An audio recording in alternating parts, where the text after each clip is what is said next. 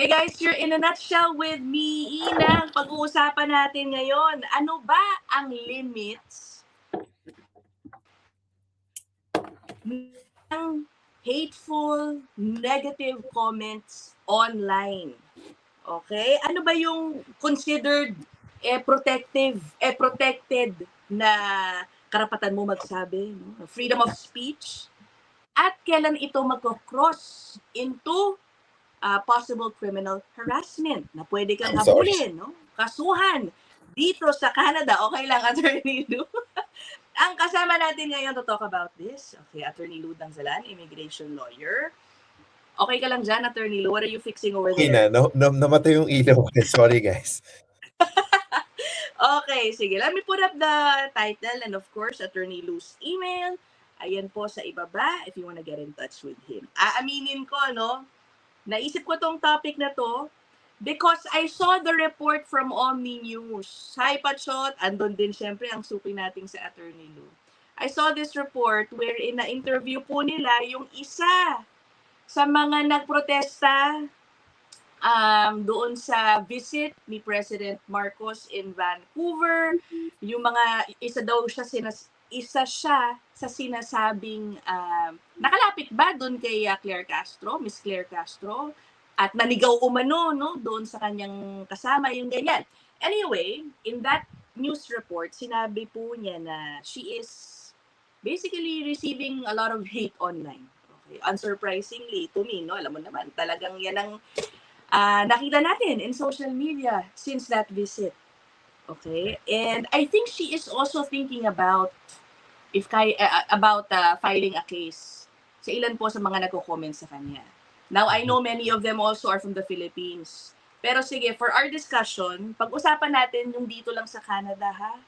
Okay, ano ba ang limit ng hateful comments, ng negative comments? Kailan pwede umaksyon yung taong feeling niya siya ay binubuli o masyadong binabash online? When can this person take action? What do you think, Attorney Lou? Ano ba? Well, interesting kasi unahan ko na rin yung mga pupunta sa comment section na sasabihin, jurisdiction ito ng Canada, 'di ba?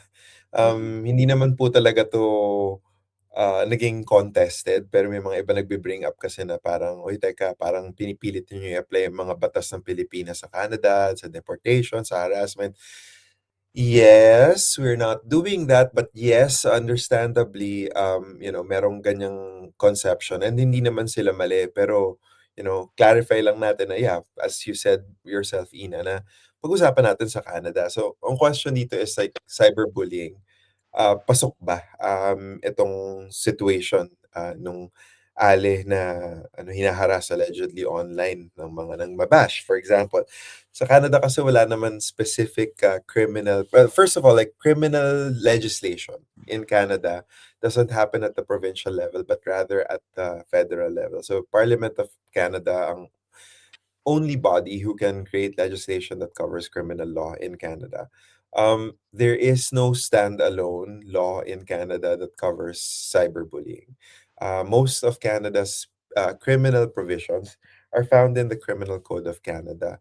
Um, Instead of a specific definition of cyberbullying, what the authorities in Canada have been relying on historically have been yung mga bagay na tinatawag na criminal harassment, intimidation, basically defamatory libel, harassment, or rather, spreading false information or messages, harassing communication, yung nangungulit ka, di ba? And in a way, pinag-usapan na natin siya nung nag-discuss tayo about sa nangyari kay Attorney Claire Castro na yun nga, naharas siya. Pero parang may paiwan din ako doon na mag-ingat din yung mga nagpo-post online, 'di ba? Kasi baka pwede rin silang balikan. Pero yung likelihood naman ng ite-take up ito ng una ng pulis 'pag nag-file kayo ng reklamo, pwede tatanggapin naman nila yung reklamo, pero it doesn't mean na actionan yun. Kasi may tinatawag tayong prosecutorial discretion, 'di ba? In other words, yung Crown prosecution, they will have to assess kung dapat ba na proceed ang isang criminal proceeding against an individual for criminal harassment. And I think I mentioned this either with Pachot nga or in your channel na mataas yung threshold. na kailangan niyong ma-meet, for criminal harassment and, all that jazz. Oo. Ito, uso 'tong konsepto na 'to sa mundo ng mga content creators dito Mhm. sa Canada. Kasama ka na do'n, Attorney Lou, meron ka ng YouTube channel, eh, 'no? Yung laging tinatag na mga basher, Mm. okay? Um, Kailan darating sa punto na yung ugali ng isang tao na madalas mag-leave ng mga nasty comments online, Mm. when does it cross the line? For example, sige, let's be specific para simplihan natin yung diskusyon. Kunyari sinabi niya, ito, ano ka? BO ka. Okay? Ayun, Or mga naku, gano'n, oo. oo, ganyan. Ano to, umalis ka na ng Canada. Yung mga Mga ganyang gano'n. mga comments, what do you think about that? I mean, it could fall under, in theory, under harassing communication. Pero kasi subjective kasi yung perception niyan, eh, kung threatening or talaga bang nakaka-harass yung communication na paulit-ulit na tinatawag nga na BOPO, umalis ka na, umuwi ka na. Pero yung annoyance kasi, yung kairita lang, hindi naman kasi siya parang umaabot dun sa threshold ng harassing communication Correct. under the criminal code, 'di ba? Ang Okay. usually hinahanap for harassing communication is yung mga threats, 'di ba? Okay. Yung ipapa ipapapegi Oo, kunwari, oo. gano'n. Tas paulit-ulit. Kasi puwede namang yung isang ano, 'di ba, content creator, ang gawin niya lang is i-ignore niya lang, 'di ba? Right. Or isang individual online na biglang nag-rise to prominence, eh, usually ang common na advice is, "Ignore niyo lang 'yan, hayaan niyo yung basher. Don't feed the troll," 'di ba, sinasabi nga. Right. Pero paano kasi kung pabalik-balik siya tapos talagang totoong nakaka-threaten at may pattern talaga? I think dun gi-give rise into harassing communication or criminal harassment na rin. Kasi one of the categories that you're looking at for criminal harassment and harassing communication is yung repetitive nature and yung Yan. intent, yung gigil ba, kung nandun ba talaga. Kasi kung hindi talaga tumitigil ta's you've already asked this person to stop, eh, may problema na, 'di ba? Oo. So, yeah, you can start ignoring it pero kapagka sumosobra na 'to, tama na. Tapos sige pa rin, bash pa rin, Right. gano'n. Yung tipong gano'n puwede mo ng i-document yung sitwasyon tapos sampan niyo na yung information sa police. Pero again, napakataas ng threshold for that to happen, again, freedom of speech. Pero meron kasing mga instances na na ito kasi pinag-usapan natin criminal, 'di ba? Paano kung civil, 'di ba? Okay. Kasi siyempre yung threshold mas mababa kapag civil and it's really up to you as a private citizen or individual to pursue. So isang naiisip ko, halimbawa, basis of nationality na nangba-bash. Nako, Halimbawa, may racism. May bahid na may racism. racism, 'di ba, yung mga words, choice of words na racist, halimbawa, tapos may nagreklamo sa inyo of that particular national or ethnic origin. Halimbawa, you're in the province of Ontario, ang may jurisdiction dito na, uh, I guess like, venue would be the Human Rights Tribunal for Ontario, o HRTO, 'di ba? And may legal test din diyan siyempre. Like if you're making disparaging remarks that are animated by, racism, for example, basis of, national origin, gano'n. Puwede kayong ihabla do'n sa HRTO. So, alam mo 'yun, yun nga yung sabi ko do'n sa sa long form follow-up ko do'n sa Anti-Clear episode. Sabi ko yung second half of the video, I was saying na, yes, mainit yung topic, yes, alam mo 'yun, we're passionate, about what we're advocating, pero alam mo 'yun, mag-ingat naman tayo sa mga sinasabi Oo. natin online, 'di ba? So, 'yun. Correct. Ako dun sa issue ng bashing, wala naman akong problema sa negative comments. Hmm. To begin with, as a content creator, no, as a YouTuber, we have options. We have options to deal with them, eh. You can block them, i-bash ka na, i-bash ka na, bakit ka nang ba-block ng comments? So what? It's your channel. You can do Yeah. that, Oh, right? gawa kayong Or sarili you niyong channel. Oo, you can hide them or you can just really wag mong pansinin. I Oo. think doon talaga papasok yung problema, doon sa sinasabi mo na yung frequency. Okay? Hmm. If this online commenter, yung parang alam naman natin kung ano yung sumusobra na. Yung talagang tinitrigger ka siguro. Kasi I think meron talagang mga ganong commenters also.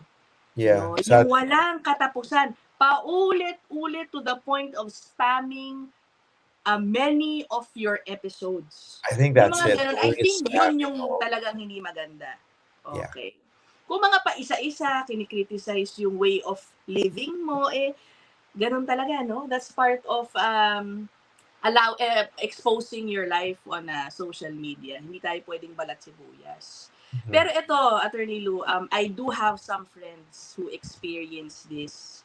There are some commenters, for example, using anonymous accounts. Yung mga Mhm. obviously, yung mga pangalan kung ano-ano. Yes. Meron pa, ito totoo to, merong gumagamit ng pangalan nung isang content creator, for example, using the photo of the content creator. And then, Impersonate. ginagamit itong fake account to comment on other content creators' channels, leaving nasty comments na yung iba iniisip, si ano to ito yung nagko-content na taga ganito.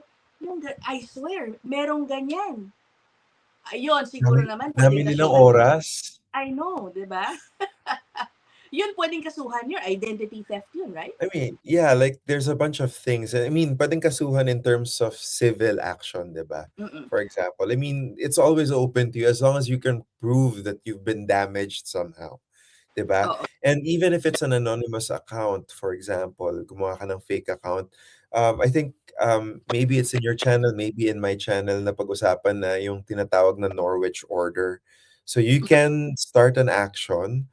And then on top of it, request for the court to compel Facebook or Alphabet, which is Google, sa YouTube nga, to compel yung identity ng nagko-comment na to be disclosed and divulged for the purposes of a civil action. 'Di ba? So, kumbaga kung merong subpoena na pwedeng issue, summons kumbaga, itong criminal court, for example, isang judge na merong isang anonymous criminal harasser. But obviously, it shouldn't get to that point kasi may inquisitorial powers yung investigative bodies, yung prosecution, for example, di ba? Pero in a civil action, halimbawa hablahan, demandahan between private individuals, you can. Like, for example, Ina, ikaw hinaharas ka ng isang anonymous commenter na paulit-ulit, tapos nakikita mo yung pattern, di ba? Isang account lang naman. Or gumawa siya multiple account from the same Yes. email. Makikita mo yan. Tapos kapag nakita mo yan, na-document mo yan, tapos sinimulan mo yung action at the court, you can request the court to compel Facebook or Google to disclose kung sino ba to so that they can be properly served. And yun nga, if this is in Canada, nako, sayan yan. Oo. Diba? How do you, anong documentation ang would you advise na gawin? Ito, screen grab lang ba ito? Paano ba? Yeah, what Screenshots, of yeah, absolutely. That's the first order of business. Screenshots, absolutely. You know, the evidence needs to be preserved closer to the time of yung ginawa niya, 'di ba? Para yung yung paghawak ng ebidensya, yung chain of handling ng evidence klarong-klaro, 'di ba? Kasi at that point kasi pwede sila magpalit ng mga aliases on Facebook, 'di ba? Or on Google. Yeah. But at the end of the day, these aliases, these Google, ang may custody kasi niyan, at the end of the day, bukod dun sa user, is also the company. So walang fault yung Google or yung Facebook when it comes to that. But, they will be ordered by the court to basically to produce kung sino ba yan. So, sabi naman, nahanap niya si Jose Maria Gonzalez, for example, na naharas, kunwari, si Ina, nagamit ang alias na si Tweetums, for example. Oo. Lagot si Tweetums siya si Jose Maria Gonzalez, 'di ba? Right. Kasi nga mahahabla na siya properly. Tapos halimbawa, yung sinabi ni Jose Maria Gonzalez is, let's say, not only defamatory but also like, in breach of like your human rights code rights, Mhm. freedom against discrimination, 'di ba? On the basis Yeah. of national origin, for example, or gender, for example, 'di ba? They were saying Mhm. something super sexist against you. Um, Puwede siyang habulin sa korte at that point. Oh. The HRTO or the court can actually take jurisdiction and, sila magpapataw ng penalty against that person. Okay. Ito naman, no, meron talagang mga ibang tao, masyado silang maraming time, no? Oo nga, Yung mga nag-a-alter ng mga pictures ng mga ayaw nilang tao on social media. Oof. Then posting it on their accounts or even, asking their friends to share it. Yung mga ganyan, lalagyan ng sungay o kung anumang hindi magandang caption. Yung mga Mhm. ganon, is that still part of free speech? I mean, Would you it's say? part of I mean, it's part of free speech, absolutely, but it could actually also be a criminal act in a sense of if it starts to harass you, it creates damage, if it meets the legal test under Section 372 of the Criminal Code for Oh, for example, halimbawa nag-she-share sila ng mga kasinungalingan against you, for example, oo. including altered images or under harassing communication, 'di ba? So talagang naapektuhan ka na talaga in a sense na yung ina-alter na image mo is indecent, for Right. example. And it's annoying and it's also kind of like really creating this narrative na talagang pinu-push yung isang false narrative against you, 'di ba? Oo. So, kapagka gano'n, sumosobra na, and it meets the criminal test, you could still file the information with the police. At tas Oo. sa-actionan niyo ng police kung talagang ma-meet yung threshold. But again, like as I said, it's very Mataas difficult yung to predict threshold. as a threshold. Right. Correct. Oh, Lalo na kung public figure ka, oh, like, let's say government official ka. Kaya ngayon yan sinasabi ng mga tao, 'di ba, si Auntie ano daw siya, like, presidential spokesperson daw, so bakit daw nagbabalat sibuyas. Actually, parang hindi naman siya nagbalat sibuyas, hindi nga niya pinansin, 'di ba? Oo, hindi Hindi nga ko siya alam kung saan magkakaso nanggaling eh, no? hindi Oo. nga siya magkakaso. Siguro yung iniisip nila is yung sa DFA. Pero as you and I discussed, actually, sabi ko, feeling ko, ano na lang yun eh, follow up na lang yun ng DFA to Right. avoid scenarios like that in the future, 'di ba? Oo. Pero, yun, parang wala namang nagbalat sibuyas doon. Okay. Last na lang, ito, sige, before we end. Yung tinatawag na doxing. Ay, Ah, bawal ba talaga yan? Yung tipong, kunyari, kinuha mo yung information, in-expose mo yung personal information ng isang taong ayaw mo. Parang hmm, ganyan. Oy, may negative comment for example. Tapos, right. supporter ka nung creator na binabash. O sino ba to? O Ina, si ano yan, ano?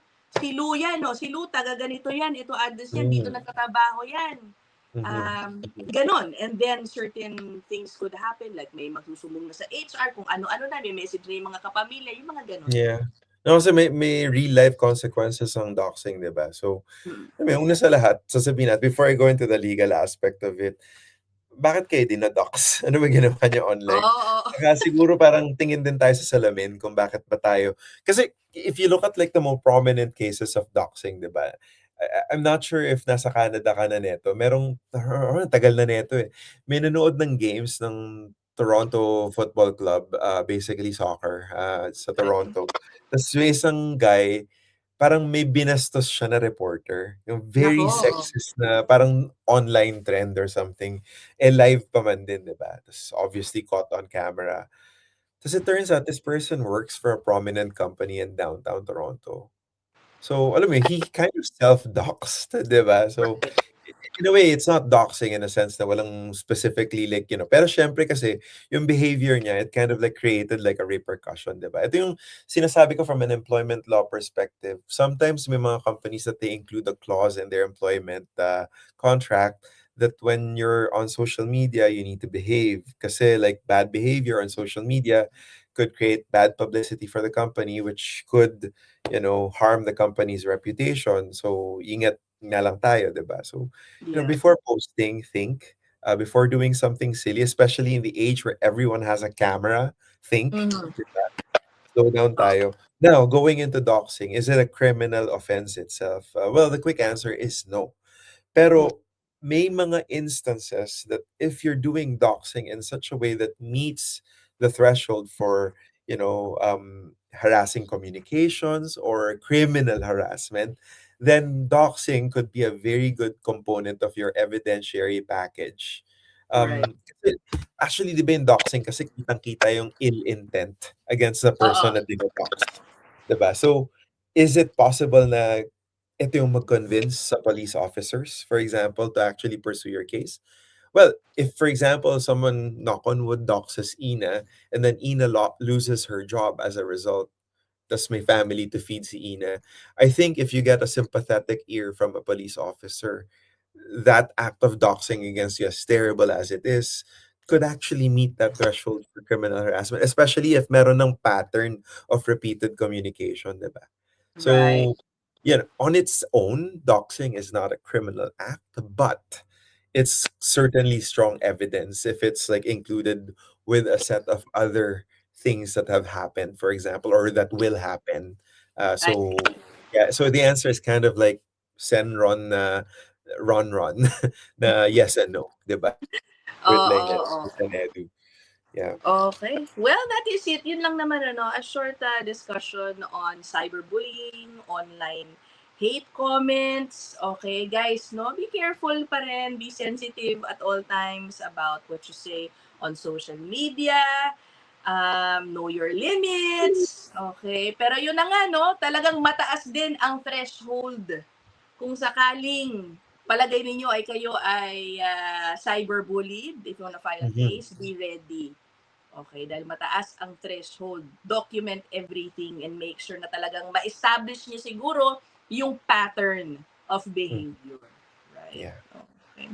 Anyway, thank you so much, Attorney Lou, for your insights. That is it for this episode. His email is down there if you want to get in touch with him. We will end this episode here. Bye, everybody.